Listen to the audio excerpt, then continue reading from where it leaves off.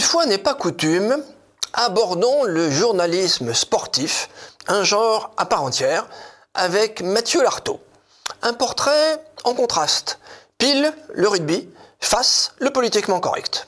Roger Coudert, Pierre Salviac, Alba Ladejo, la France aime le rugby et ses commentateurs. Mathieu Lartaud incarne cette voix rugbystique au micro de France Télévisions. Son parcours professionnel et sa vie personnelle ont tout pour plaire. Un cancer surmonté grâce à son courage et à l'amour de sa famille. C'est le côté pile, celui du journaliste méritant.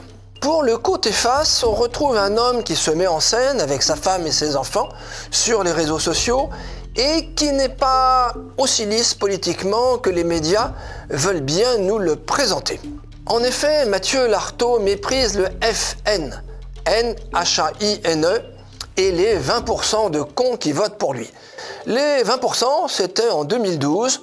Depuis, les occasions de haïr ont augmenté. Mathieu Lartaud est né en 1979 à Mantes-la-Jolie. Son père est cadre dans un groupe cimentier et surtout préside la section rugby de la ville. Il joue au rugby dès l'âge de 5 ans jusqu'à la découverte de son cancer du genou à 16 ans. Pendant 2 ans, il lutte courageusement contre cette maladie qui le contraint à abandonner son sport. En avril 2023, Mathieu Lartaud annonce la récidive de son cancer du genou et l'amputation prochaine de sa jambe. Il signe avec France Télévisions un contrat en alternance avec le cursus du Centre de formation des journalistes. Durant son stage, il commente son premier match de rugby lors du tournoi des 6 nations. Il sera recruté par France Télévisions en 2004 et deviendra assez vite, en 2009, son commentateur principal pour le tournoi des 6 nations, la Coupe du Monde du rugby, les test matchs de l'équipe de France et la finale du top 14. Il est aussi responsable de la rubrique rugby dans l'émission du dimanche Stade 2. Il a commenté par ailleurs les Jeux Olympiques de Rio, ceux de Tokyo